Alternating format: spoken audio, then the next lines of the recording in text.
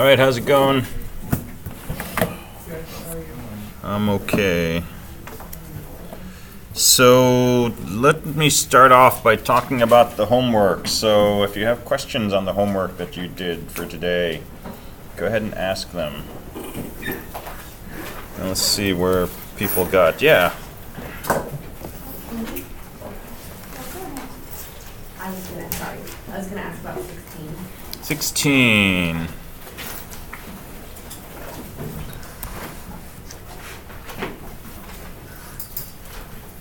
So proper subsets and subsets. Let's see.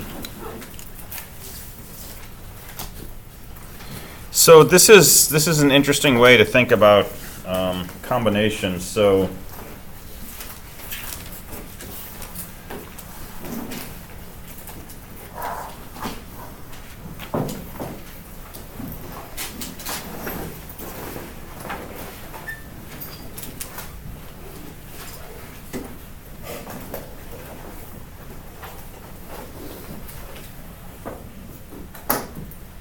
let's start with our formulas first of all. So combinations n comma r, that's the number of r combinations of n objects. It's how many ways we can choose r things out of n if we don't pay attention to the order. So we're just selecting r objects out of a set of n. We don't care what order we select them in. So there's a formula for doing that. So suppose we have a set A, B, C, D, E, and we want to form some subset. Well, if we wanted to form a subset of, say, 3 elements,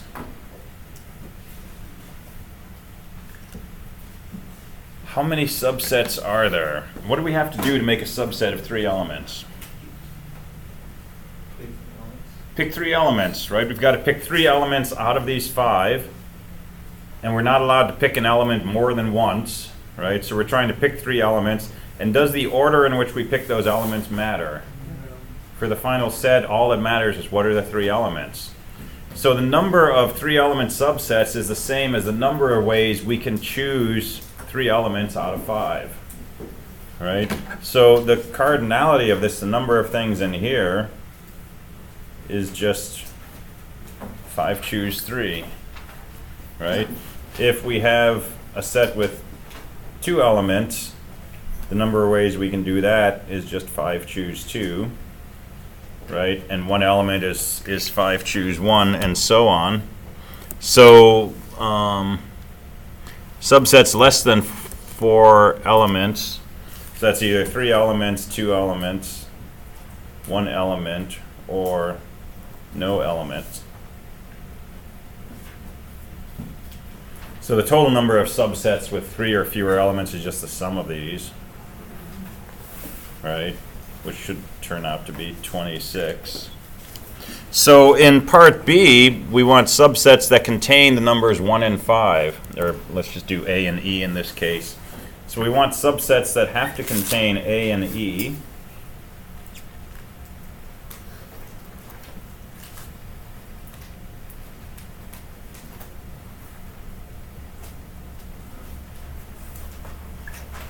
And then the remainder of this is a subset containing 3 or 2 or 1 or no elements. Right, so our subset has to contain 1 and 5.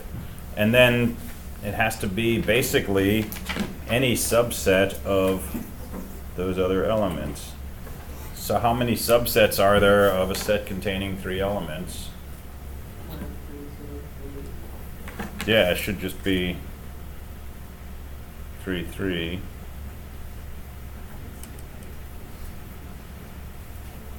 And there should be that. So we could choose all 3 elements, we could choose only 2, we could choose 1, or we could choose none. And in either case, if we take that subset of B, C, D, and we put it together with AE, we've got a subset of the original set containing AE. So that's one way to think about it. And in general, we can use combinations to think of lots of different problems like this. We'll play around with a few other examples today that'll turn out to be just more combinations.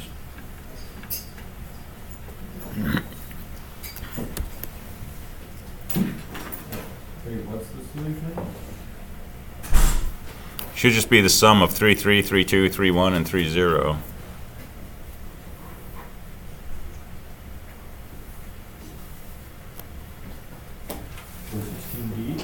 Mm-hmm.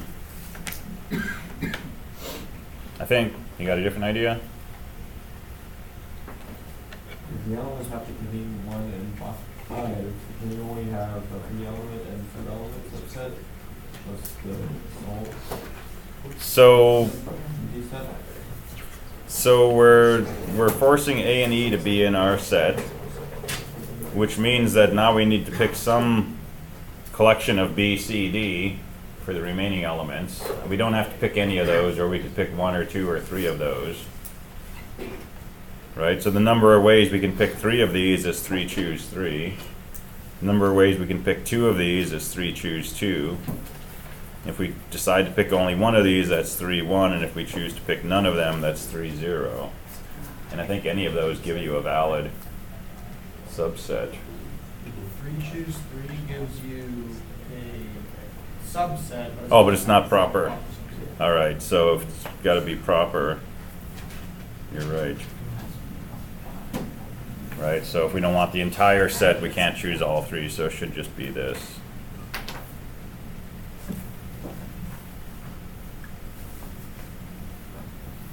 Does that make sense?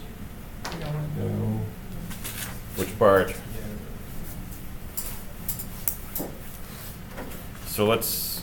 We're talking about combinations, right? Right. And when you say 3, 2, that's 3 factorial over 2 factorial times 3 minus 2 factorial. Mm-hmm. Which is just 3. When we say 1, that's 3, 1, that's 3 factorial over 1 factorial times 2 factorial, which is also 3.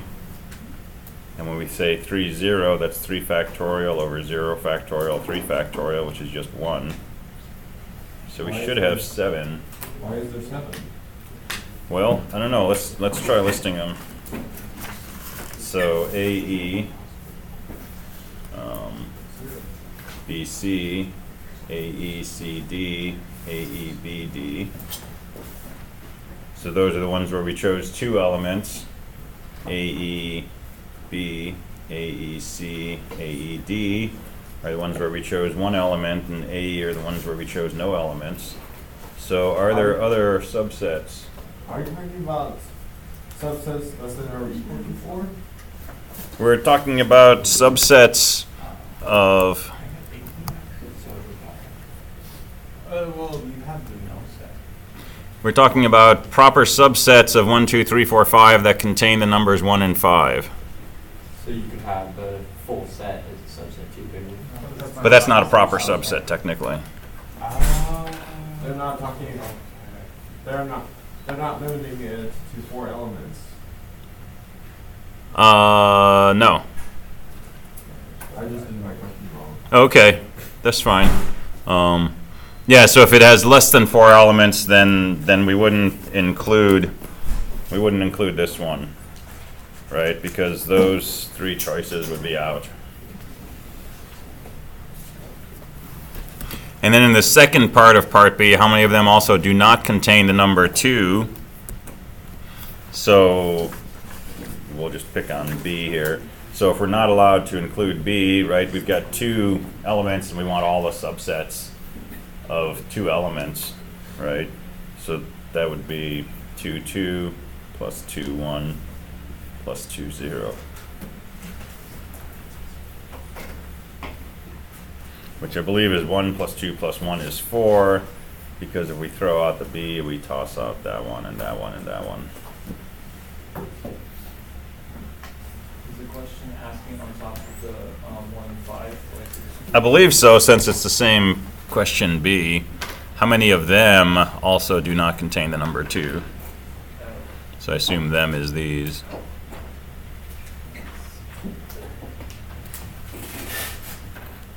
So wording aside, right, is the concept of using combinations making sense here? There's ambiguity in language, unfortunately. but as far as how combinations get you to subsets. And with most of these, the central task is thinking of what you're trying to enumerate in terms of making choices, right? We're going to see this when we talk about binomial expansions. But it's using the choice function. So other questions?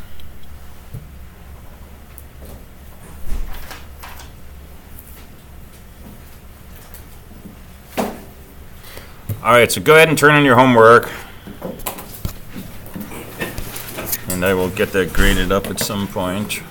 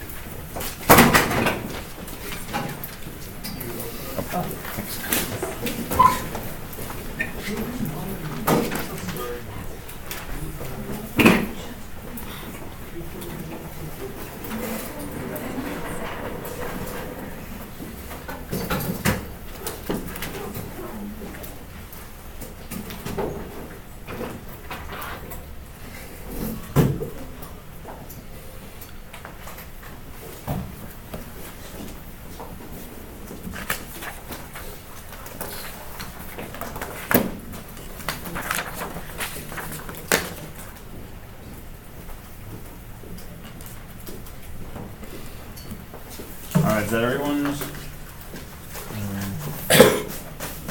Yeah.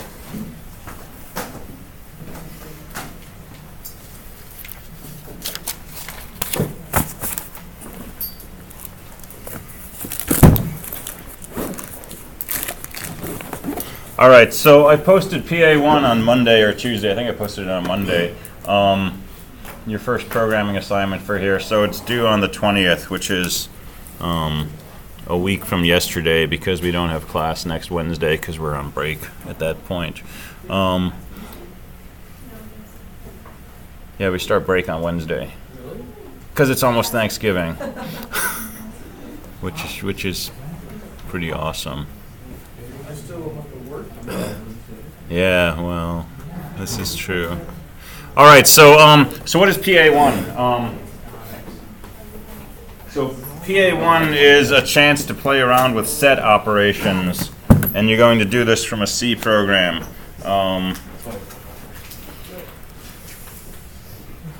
So our universe of elements for our sets is just a set of lowercase letters, so little a through little z. You can assume that you're only going to have to deal with lowercase letters. And so here's what you're going to do. You're going to ask the user to enter the elements of the first set, and you're just going to type those in. They don't have to put commas or spaces between them. Just type in a bunch of letters. Each letter is one element in the set. Okay. They might type a letter more than once, though. You need to be able to deal with that. So if they say, hello, this is fun, right, you don't want to end up with two L's in your set. So you're going to have to deal with that. So you're going to type in the elements of set A, and then you're going to say enter the elements of set B. They'll type those in, hit enter, and then you're going to print the following. You're going to print the elements in set A inside curly brackets with commas in between them. Okay? You can print them in any order that you want. Order is not important for sets. But don't print an element more than once. Okay, that's your first challenge. You're going to print the elements of B in the same way, and then you're going to print the number of elements in A and B. Okay, how many elements are in each? Don't count duplicates. Then you're going to print the union and the intersection of those sets A and B, and then A subtract B, and you're done. Okay, so you're doing some set processing. Details, you should prompt the user for their two input strings. Set cannot contain an element more than once. You may assume the elements of the set are entered without any spaces between them. Don't forget that there's a new line at the end of your input if you do fgets. So don't put a new line as one of your elements in the set because it'll look really weird.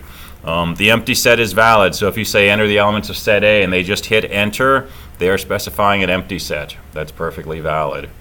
If set A has ABC and set B has XYZ, and you take their intersection, you should get the empty set. And when you print the intersection, it should just be curly bracket, curly bracket. No letters, no commas, right? So write a C program for that, test it out, make sure it works, submit it via Canvas by the due date. If you have multiple files, you can put them in a tar file and submit the tar file. I'm going to test this on the Linux server. So if you develop it on a different system, make sure it works on the Linux server, okay?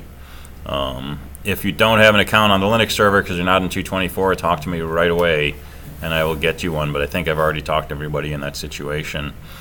Simplifying assumption, you can assume that they're not going to type a ridiculously long line, okay? So you can assume that their input's no more than 120 characters, in which case it would obviously include duplicates, but I'm not going to test it with a War and Peace kind of thing.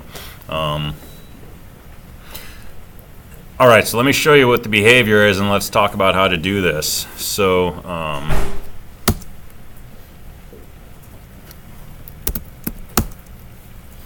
this is a test. Let me keep it simple. A, B, C, D, E, A, D, E. Okay, so A is equal to A, B, C, D, E, B is equal to A, D, E, cardinality of A is 5, cardinality of B is 3. The union is A, B, C, D, E, the intersection is A, D, E, and A take away B is just B, C.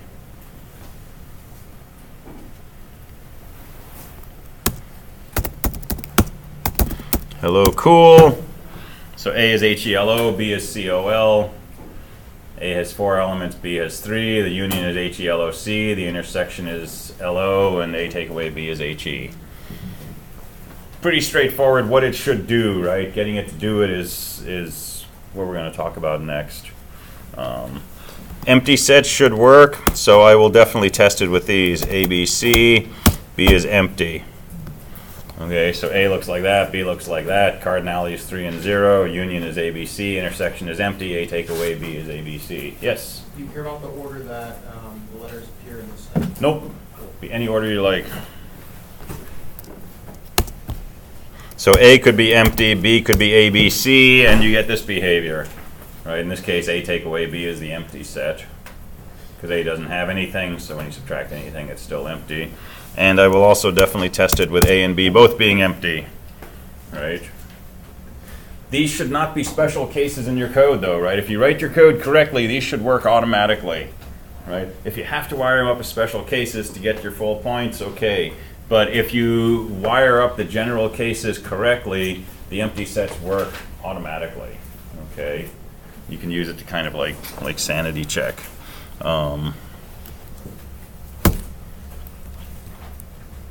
So how do we do this? So think modular.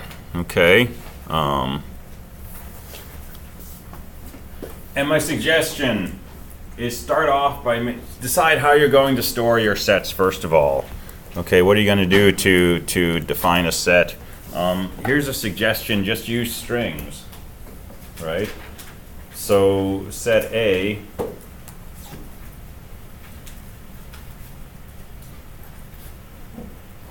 it probably only needs to be 27 long because you can only have 26 members in it. But don't make yourself think; just make it big, right? So if I want a set that contains the elements A, B, C, D, E, right, I could just store the string A, B, C, D, E. If I want a set that contains the elements A, D, E, I can just use the string A, D, E. If I want a set that's the empty set, that's just a string of length 0. And this is not a bad way to store a set. Just make it a string where each element of your set is one of the characters in the string. But decide how you're going to do this. There's other ways you can do it. I like this way, but whatever works for you. But once you've decided how to store a set, make yourself a membership function.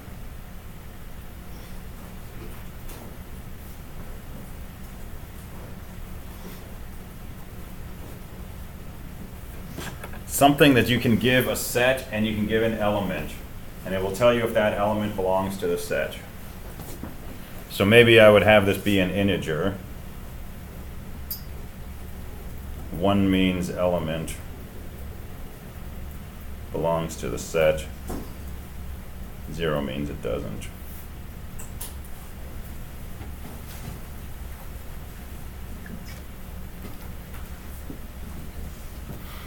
If you start with a membership test function, your life becomes really easy, okay? If you build this up step by step. Because once you have one of these, it's really easy to write an insert function. So how would we do an insert? So let's say insert set, comma, element. Oh, thanks. Okay, so isMember takes a set and an element, tells you if the element belongs to the set. And I'm just going to say return a 1 if it does, return a 0 if it doesn't. Okay, if you've got that and you want to write an insert function, let's insert an element into a set. So if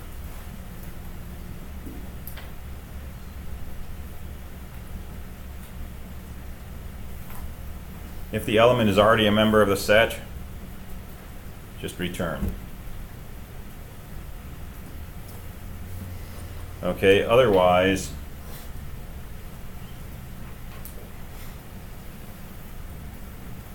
add your element to the end of the set. So figure out how many characters you have in your set and go to the next position and copy your new element into that and put a null terminator right after that, right? Or if you're doing something else, do something else. But throw this element into the set if it's not already in there. And now you don't have to worry about duplicates. If you try to insert something that's already in the set, it's going to say, hey, it's already a member. I'm not going to do anything. So now, Add what to the set? element.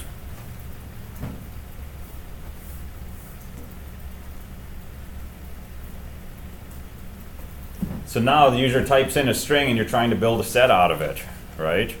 Well, for I equals 0 to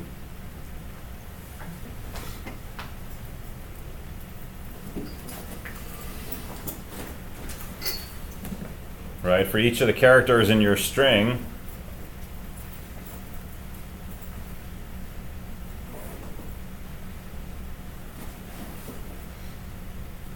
so start off with set. So make yourself a way to make an empty set. And if you're using arrays to store your set, how do you make an empty set? Just set element 0 to the null terminator. And you've got an empty string. So how do you take a string and turn it into a set? Start off with an empty set. And for each character in your string, insert it into your set. And if that letter appears multiple times, it doesn't matter because insert's going to take care of that for you. Right? If you try to insert an L and you've already got an L, it's not going to insert it a second time because your insert routine is smart that way. All right? So building a set from a string is just one for loop. You just use the insert function. So how do you do a union of two sets A and B? Make an empty set.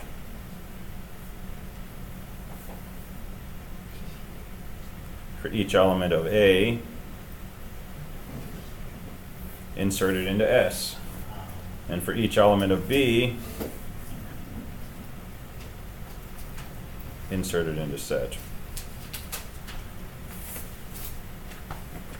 I mean, it practically writes itself if you get started on the right foot, right? How do you union two sets? Take every element from the first set, add it to your output. Take every element from your second, add it to your output. And because my insert routine is not going to create duplicates, I don't have to worry about duplicates. I don't have to worry about overlaps, right? How do you find the intersection of two sets A and B? We'll start off with an empty set for each element of A.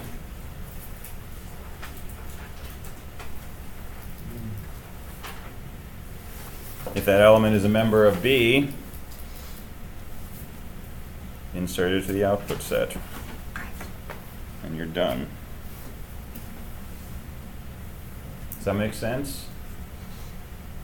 So don't write these down and just try to figure out what the heck I was talking about, right? These are examples.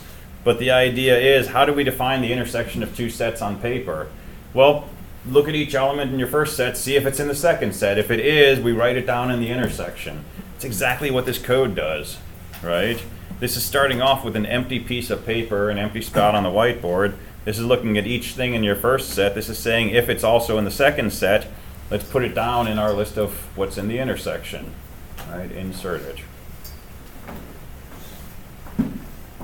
And then if you're using, this approach to store your sets as just strings, then define the cardinality, that's just string length, right? If this is my set, just find its string length, it's 5, there's 5 things in the set.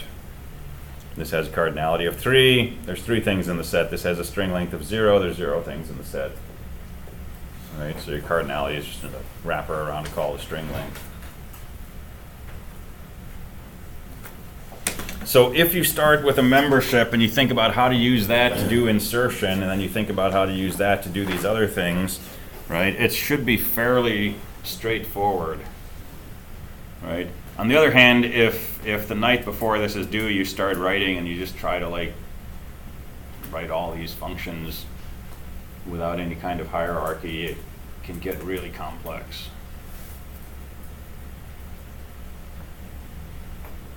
So start this early and think about building things on top of other things. You have to do a little work to display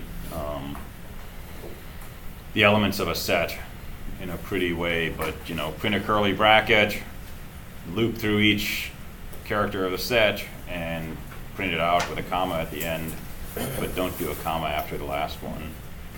Or maybe print it out with a comma beforehand, but don't do a comma before the first element. And the first element because you used index 0 to read it out of the string. And then print a curly bracket at the end. And again, most of these things you can develop on your own and test them independently of the others, right? You can have a string like this, and you can call your pretty print function, and it should, print out this with a new line. So do this in pieces, right? Build it up logically.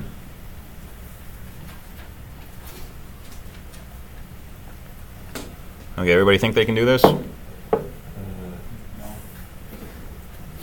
It's easier than most of the 224 stuff. So if you're in 224, this should be easier. So I won't be here on Friday. Friday, my suggestion is take class time, work in the collaboratorium or the digital lounge, and work with each other on this, okay? Now, I don't want you sharing code. I don't want you copying each other's programs. But when you're trying to figure out how to go about doing this, feel free to collaborate, okay? I don't really want this too much in 224, but for this class, I'm going to say go for it. Kick around ideas. Okay, if you're stuck on something, I don't know how to get rid of that trailing comma on the end, right? Share some ideas and get some groupthink going. Just make sure the code you actually write and turn in is your own. Okay, make sure you understand it, make sure you wrote it.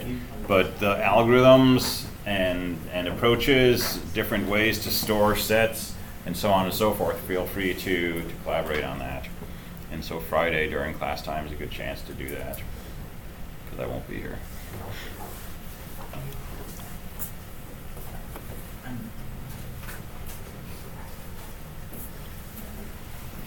All right, any questions?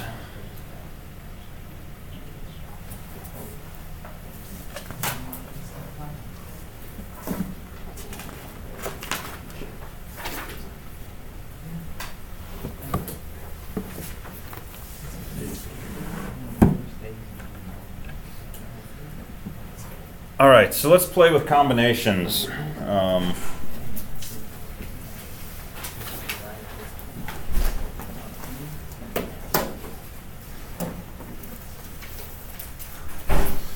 All right, so this is n choose r, the number of ways we can choose r things out of n. And let's talk about something called the binomial theorem.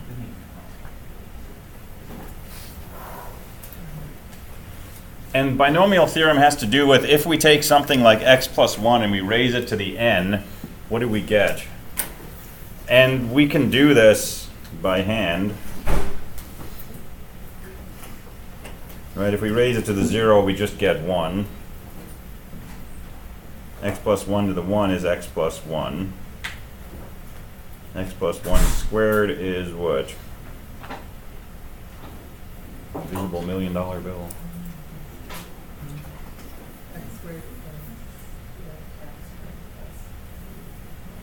All right, $1 million. Split it. All right, what about x plus 1 cubed? X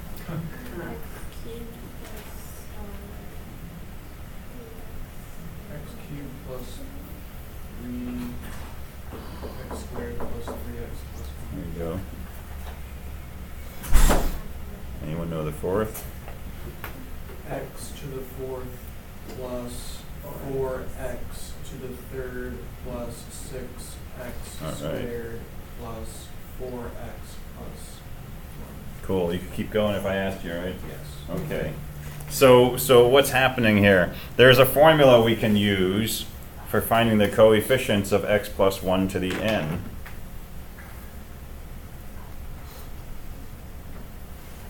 And it works like this.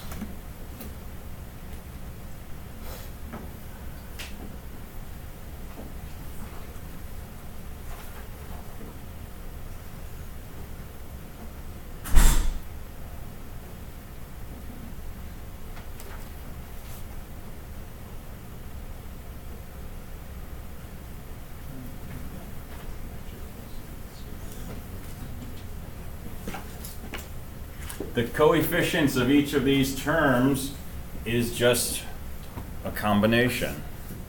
The coefficient of x to the r is just n choose r. So let me put that in the middle.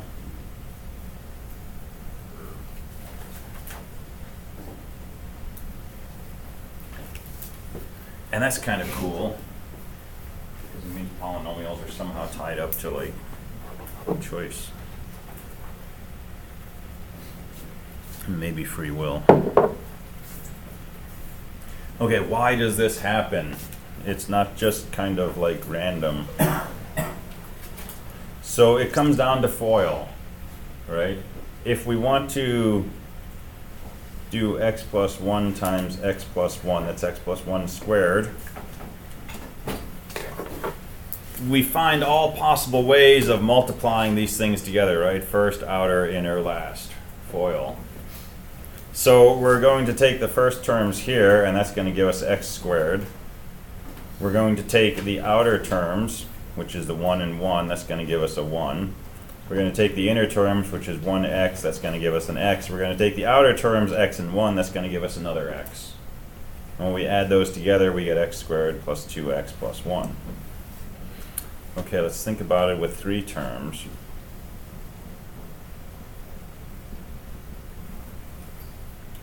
And here we're doing the crazy FOIL. We're taking all possible ways that we can, do the first of all of these, or the first last, or the first last first, or the first last or the last first, and so on and so forth. Right? All the different combinations of picking things from each of these binomials. So let's see what this looks like first. If we pick the first of each of these, we get an x cubed. If we pick the first and the last, we get an x squared. If we pick the first and the last and the first, that's x1 and x, we get another x squared. If we pick the first and the last, that's x times 1, that gives us an x. If we pick the last and the first, that gives us an x squared. If we pick the last, the first, the last, that's 1x1, that gives us an x. If we pick the last, first, that's 1x, that gives us an x. And if we pick the last, that gives us a 1. And so when we add those up, we get our x cubed plus 3x squared plus 3x plus 1. Right, which is our x plus 1 cubed. But think about this a little differently now. When we pick things from, this binomial, this binomial, this binomial, and we multiply them out, we may get an x cubed, x squared, x, or 1. Okay? If we choose the x from each of these, we're going to get x cubed. If we choose x from exactly 2 of these, either these 2, or these 2, or these 2, we're going to get an x squared. If we choose x from exactly 1 of these, the product's going to be x. And if we choose x from none of these, the product's going to be 1. So how many ways can we choose x from each of these 3 expressions? There's only one way. We got to choose x from here, and x from here, and x from here. Right? We're trying to choose 3 of these binomials to pull an x from, and we have exactly 3 binomials. So this is really the number of ways we can choose 3 things from a set of 3. But what about the x squareds? We can get an x squared by either choosing the x from these 2 binomials, or from these 2, or from these 2. In other words, how many ways can we choose 2 of these 3 binomials to pull an x from? And the number of ways we can choose 2 out of 3 is just 3 choose 2, and it's 3. And if we want a coefficient of x, right, we have to choose exactly 1 binomial to pull an x from, and all the others we're going to pull the 1 from. And the number of ways we can do that is 3 choose 1. And if we want to know how many times we're going to get just a 1, it's the number of different ways we can choose this outer term from the binomials from all 3 of them, right? So we have 3 terms, we want to choose 3 of them, we're going to pick the outer term. The number of ways to do that is 3, 0, right? We don't choose the x from any of them. And this works in general, right? So I won't do it for the 4th term, but if we did this for, I lied, I will do it for the 4th term. I'll start it for the 4th term. X plus 1 to the 4th.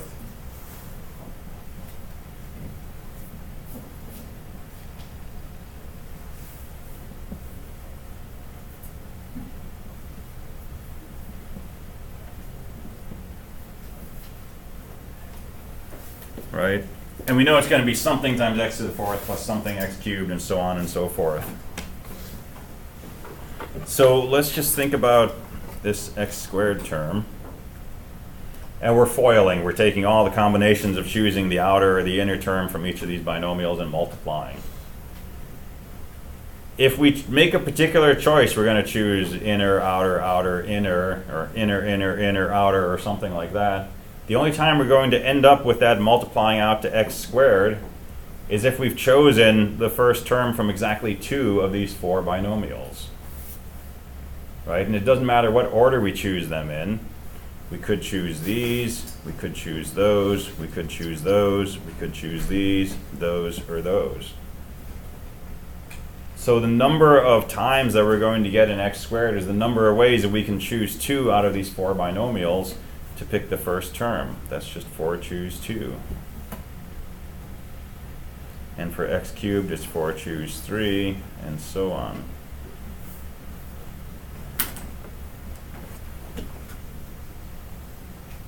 And that's a general formula, right? And the more general expression is a plus b to the n equals a to the n minus 1b, a to the n minus 2b squared,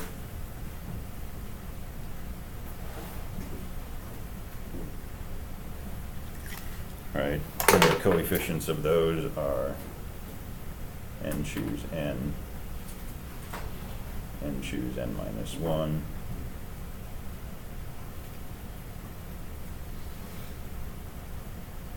I didn't leave myself enough room, but it's the coefficients are just the number of combinations for each of those monomials.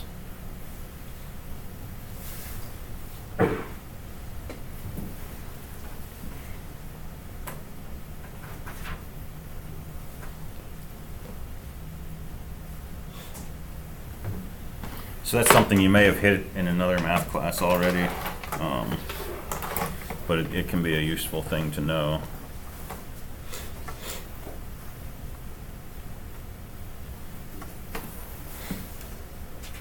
So hold that in your heads.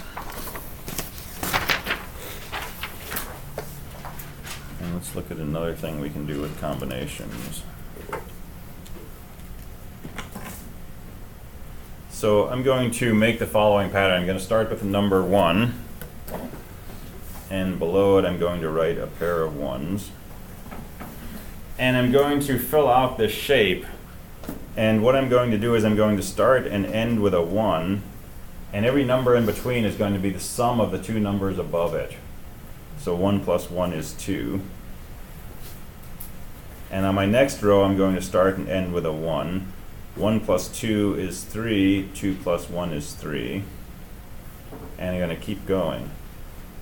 Put a 1 on the ends. 1 plus 3 is 4, 3 and 3 is 6, 3 and 1 is 4. And if you do this, you get something very interesting.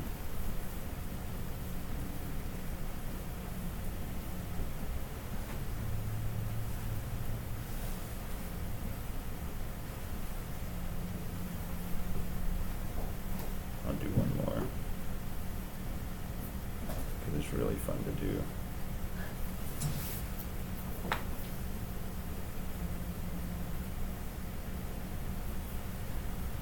So you can keep going. And your second program assignment may be to print this out using this approach, right? Just take each thing, add the things above it.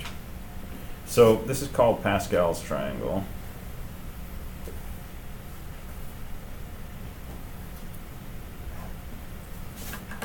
And it's a really interesting object.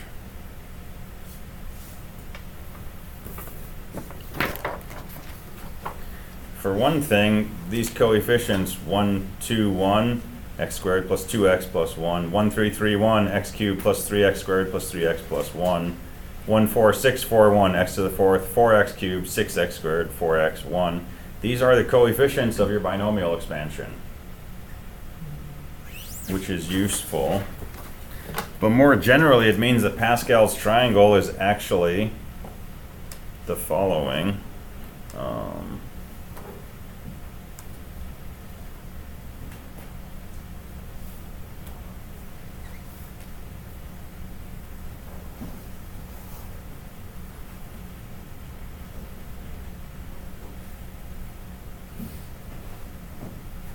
It's just filled out with the value of the choice function. And on row n, the rth element is just n choose r, starting with an index of 0.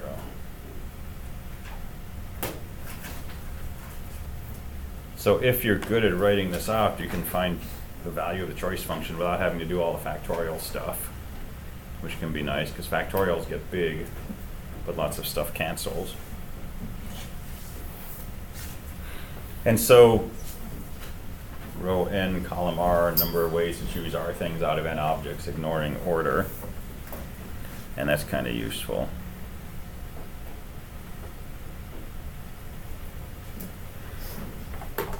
So here's something else. If we add up the elements in each row, what do we get? An even number? You will get an even number, except for the first row. What do we get here?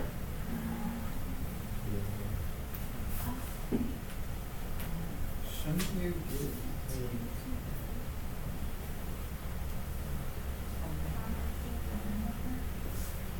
yeah, you get 2 to the row. Yeah, you get 2 to the row, assuming we start from 0. Which would be the power square.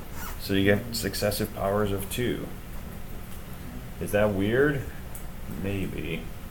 Well, that would be the cardinality of the power set. You can use number of powers. Yeah, so it's cardinality of the power set, and we saw that if you want to find all the subsets, you can add up the collection of choice functions, right? This is the number of subsets of 0 elements, 1, 2, 3, and 4.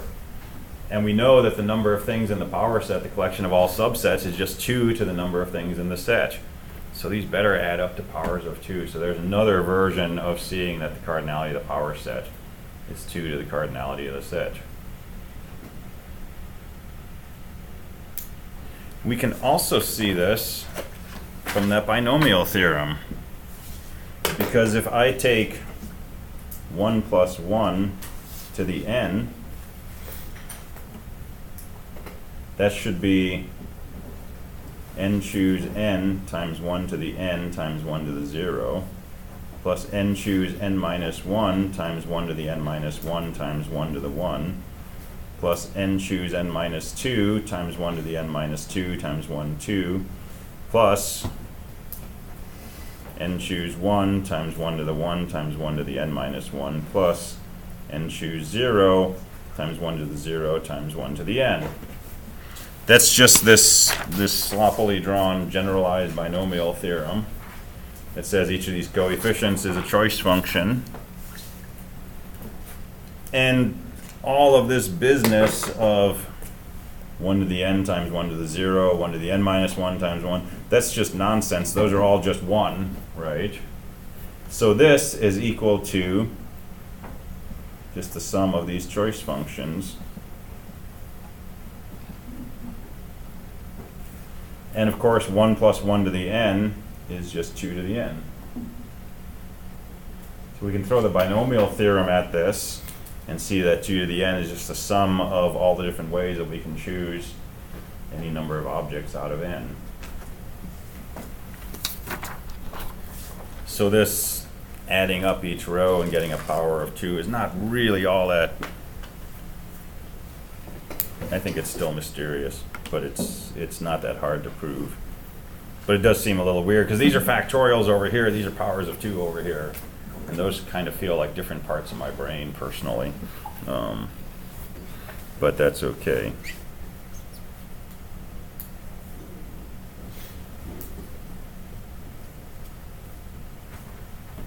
So what if we take the sum of the squares of each element on each row?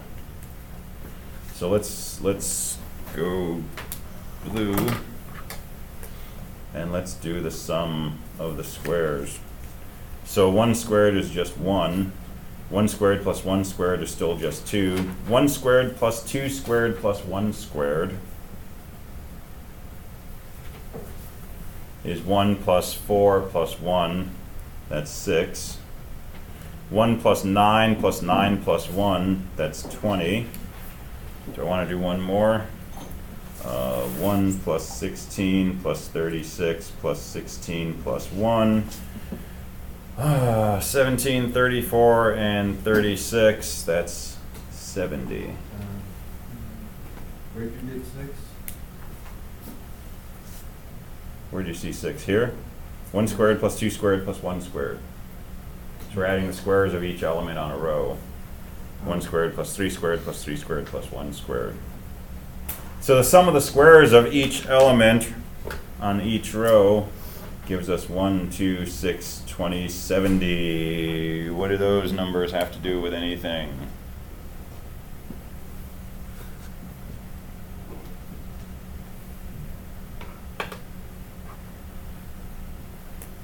One, 2, 6, 20, 70. Where's Waldo? Is it the number down the middle? Yeah.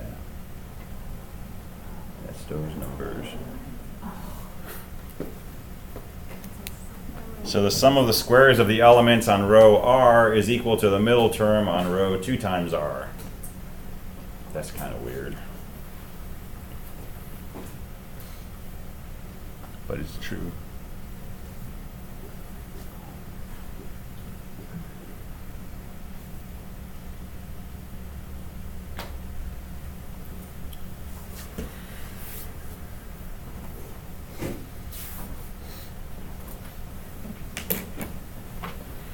All right. If we ignore the 1s on the outside, if we look on this row,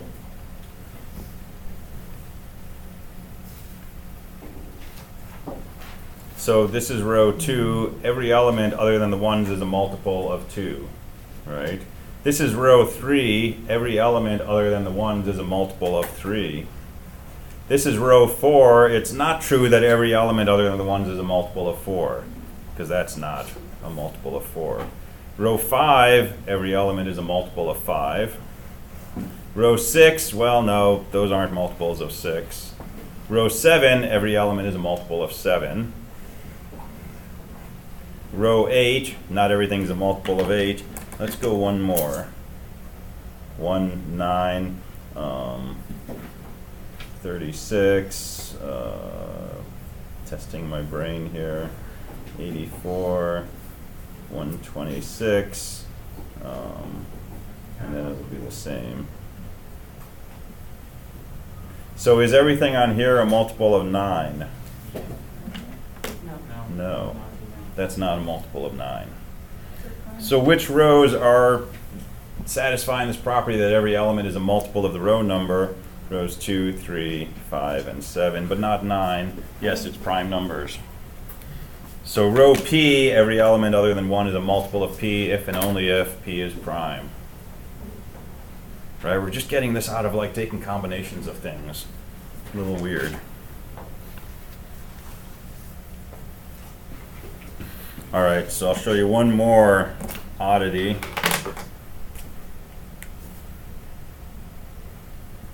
Eleven to the 0 is 1. 11 to the first is 11. 11 squared is 121. 11 cubed is 1,331. 11 to the fourth is 14,641. All right, there's 1, 11, 121, 13, 31, 14, 641. Now, if we're in base 10, right, this doesn't really work. But if we were to think of this as 1 plus 5 times 10 plus 10 times 100 plus 10 times 1,000 plus 5 times 10,000 plus 1 times 100,000, this will be 11 to the 5th, and so on. And that's not really too hard to see, because when you multiply by 11, you're basically taking a number, shifting it over one spot, and adding it to itself. And that's kind of what's happening when we add these things to get this. I think the prime number one is the weirdest one to me personally. I think they're all pretty miraculous. Okay, so that's Pascal's triangle.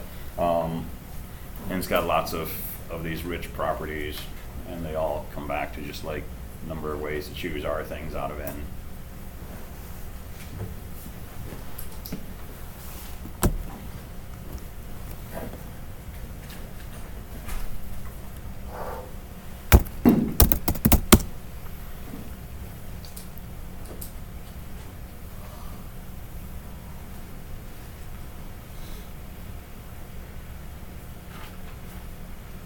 Gotta spell it right though.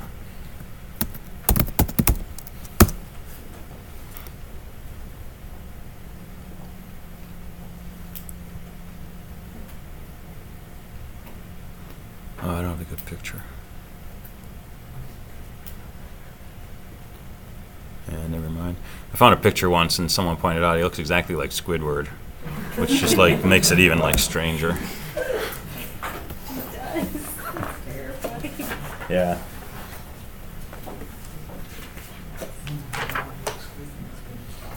All right, so changing gears a little bit. Let's talk about recurrence relations. I might spell this wrong.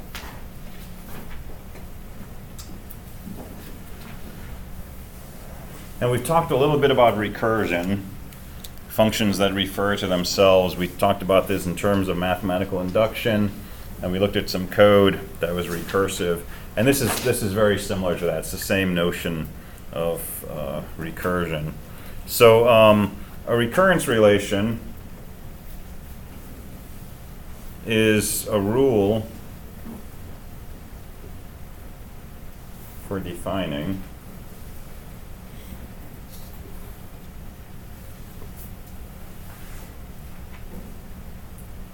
each term of a series as a function of prior terms.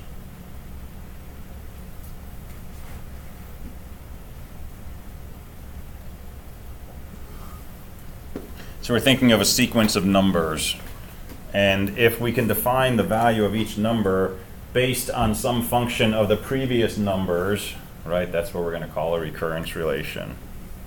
So for example, suppose we have a bacteria.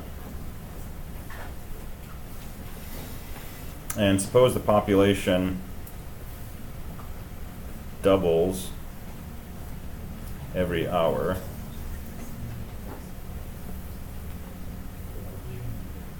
So let P of t be the population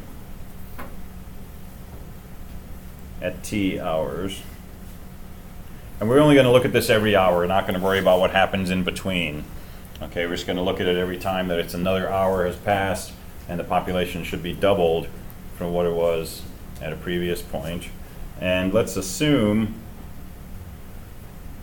the population at time 0 is, let's just say 10. We start off with 10 bacteria. So after 1 hour, population should double, it should be 20.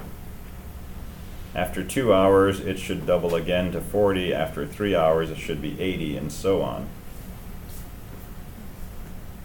So we can keep doing this, and we can find the population at some time t, but we can also write a formula for what the population is at time t, and the formula is based on a recurrence relation. The recurrence relation is the population at time t is just twice the population at time t minus 1. And that's valid as long as t is bigger than or equal to 1. Because if t is 0, it says the population at time 0 is twice the population at minus 1, and there was no time minus 1. But as long as t is bigger than or equal to 1, this is valid. And we can use this to find the population at time 10. What is it? It's twice the population at time 9. Well, what's the population at 9? It's twice the population at 8. Right? If we try to do that, we'll be doing that forever unless we have a base case. So we also need to put in a base case. In this case, it would be the population at time 0 is equal to 10. So those together we can consider a recurrence relation that describes the population of bacteria at time t.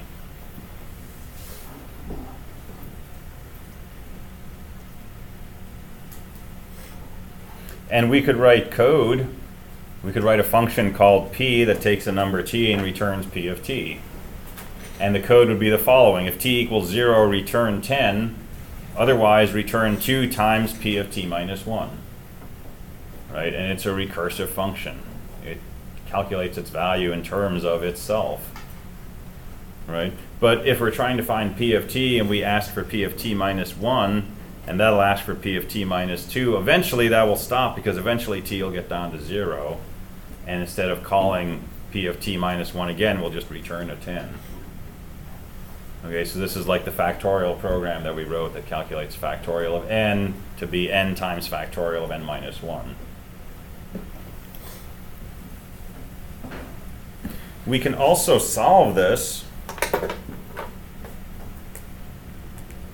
by doing the following. We can say p of t equals 2 times p of t minus 1. And we know p of t minus 1 is equal to 2 times p of t minus 2. So if we plug this in for t minus 1, we can say p of t equals 2 times p of t minus 2, which is just 2 squared times p of t minus 2. And we know p of t minus 2 is equal to 2 times p of t minus 3. So we can plug this in for p of t minus 2 and say this is equal to 2 squared times 2 times p of t minus 3. So it's 2 cubed times p of t minus 3. And we can generalize this and say it's 2 to the x times p of t minus x. And if we do this until we get up to t, this will be 2 to the t times p of t minus t, which is 2 to the t times p of 0, and p of 0 is just 10. So in general, the population at time t is just 10 times 2 to the t. So we call this a solution to the recurrence relation. It's a closed form that expresses the value of p of t.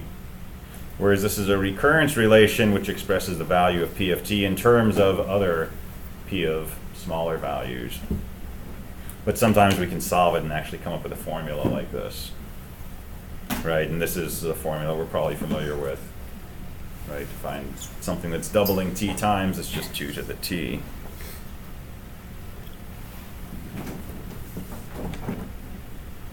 So we saw this with Towers of Hanoi, when we're moving disks between pegs.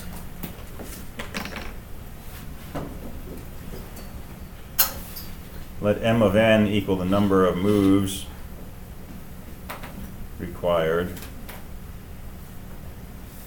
for doing n disks. And so if we want to know how many moves it takes to move a single disk, that's just 1.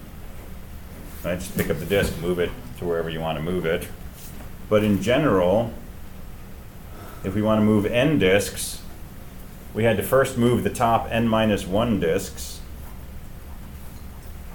to a spare peg, and then we had to move that biggest disk to the destination, and then we had to move those n minus 1 disks from the spare peg to the destination.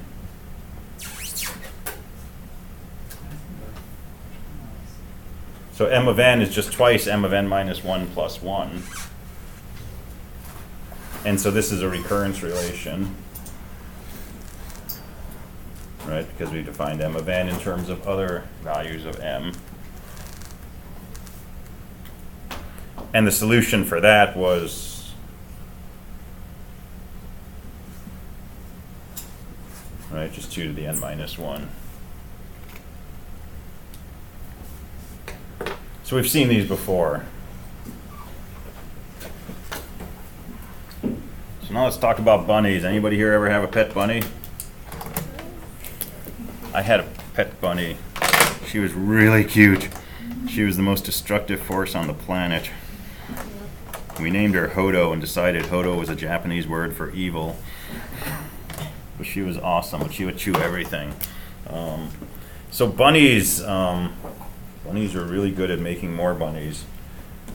Visit Australia. So let's look at the population of rabbits. Okay, let's see what happens to rabbits over time. So bunnies. So here's the rules for rabbits.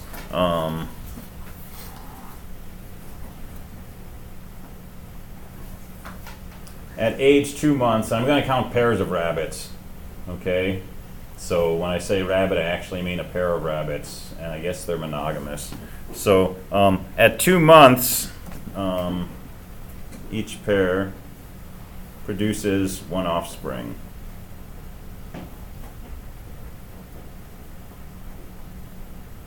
And other than that, these rabbits live forever. There's no predators, there's no disease. Okay? So they're born, they hang out for their first month. At age 2 months, they produce a new rabbit, and every month after that, they produce a new rabbit. And we want to know, how does the population grow over time? So, and we're going to start with 1 pair of rabbits. Okay? So let's try to map this out. So at time 1, we have 1 pair of rabbits.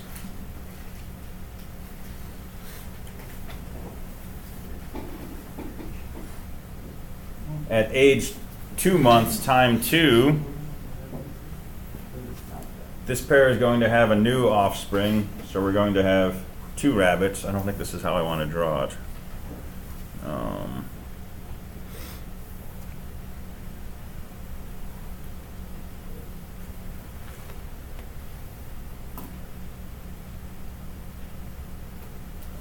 I want to do a different view of this.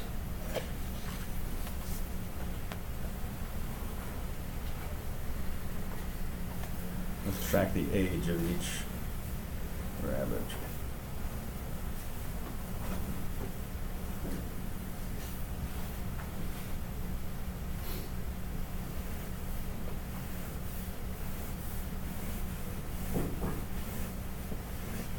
All right, so we'll start off with one rabbit, one pair of rabbits.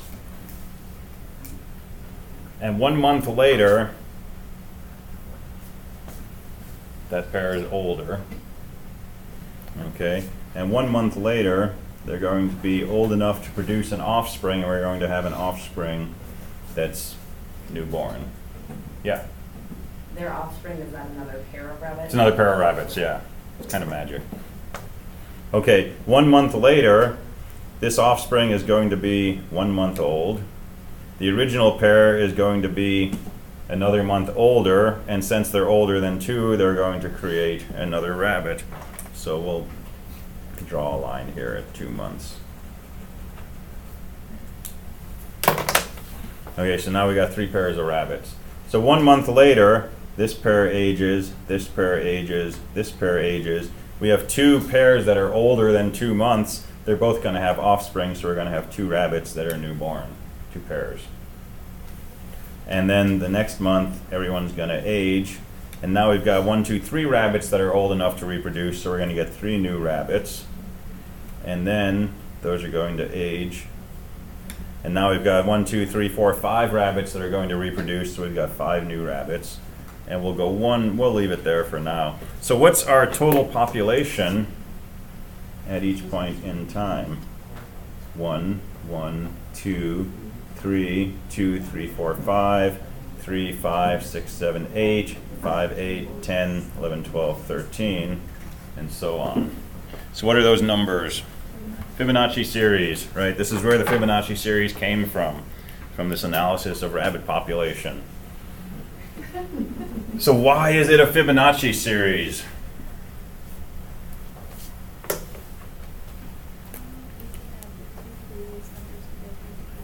Yeah, why do we have to add the 2 previous numbers together? So if we look at the next month, everyone is going to age by 1 month.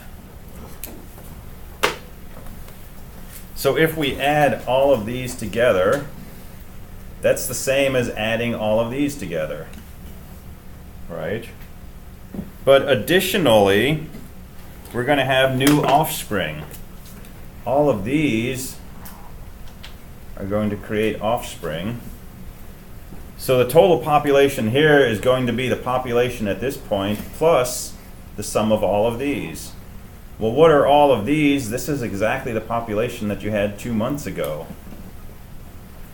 So the new population here is going to be the sum of the previous population plus the population from 2 steps ago. So if this is P of n, we have the following recurrence relation.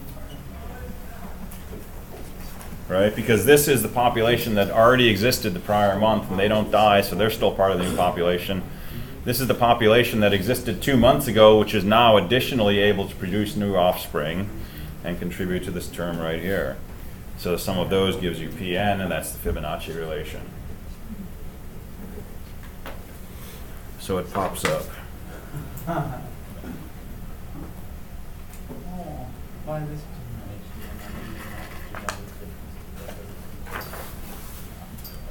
So you got something on that? You got something on that? Oh, we were talking about how technically all the rabbits that are mating are actually brother and sister. Well, this is true. And how they're all immortal. They are immortal, yeah. So that part's okay. Yeah, most animals just do stuff.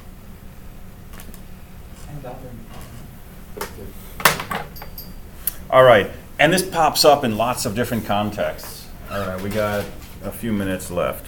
Let's throw one more out here. So here's a question.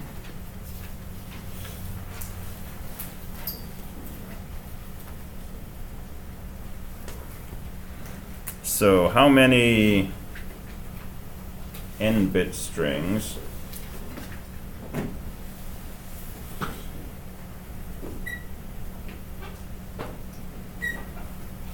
don't contain 2 consecutive zeros?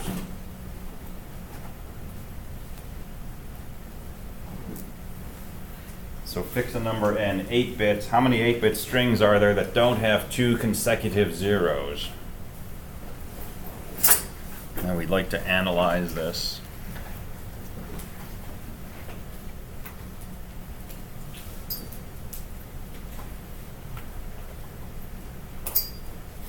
So let's look at some cases. So n equals 1. Well, we've got 1 and we've got 0. We've got 2 possibilities. How about 2-bit strings? 0, 0, 0, 1, 1, 0, 1, 1. Well, this has 2 consecutive zeros, but all the others are good. So we've got 3. N equals 0. How many 0-bit strings are there? There's really just one. It's just an empty string. So I'll just say there's one of those. How about n equals 3?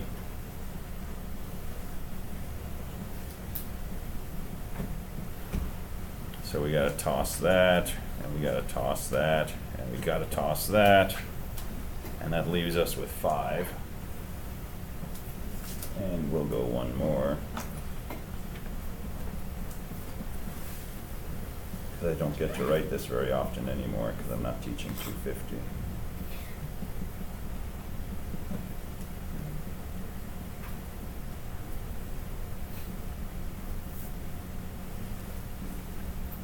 All right, which ones do we toss? Toss that, that, that, that, that.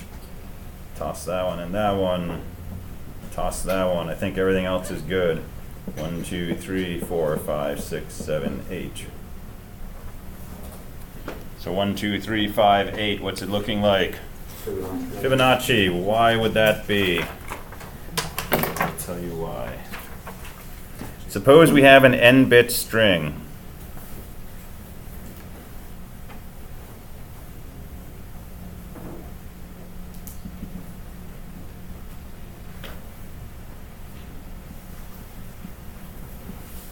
Well, there are 2 possibilities. This string might end with a 1.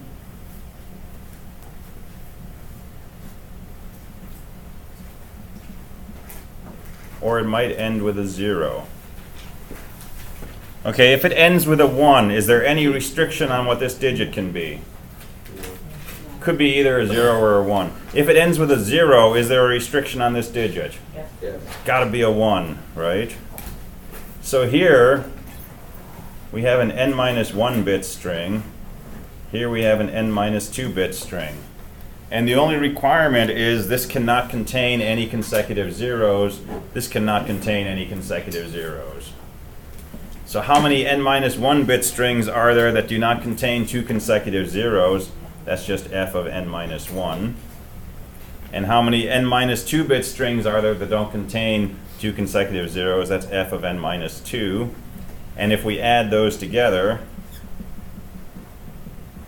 that's the number of n-bit strings that don't contain 2 consecutive zeros. And it's a Fibonacci relation again. So this pops up lots of different places. And we haven't even talked about all the weird places in nature that it pops up, but you can look at the wiki page and look at sunflowers and pine cones and snail shells, and it's all those different places. And it's just another example of a recurrence relation. And we can try to solve this recurrence relation, and there's techniques we can use. And I'm just going to give you the formula because the formula is weird, and I'm going to leave you with that. So the nth Fibonacci number is equal exactly to 1 over the square root of 5 times 1 plus the square root of 5 over 2 to the n minus 1 minus the square root of 5 over 2 to the n. And that's an exact formula. And it gives you the nth Fibonacci number.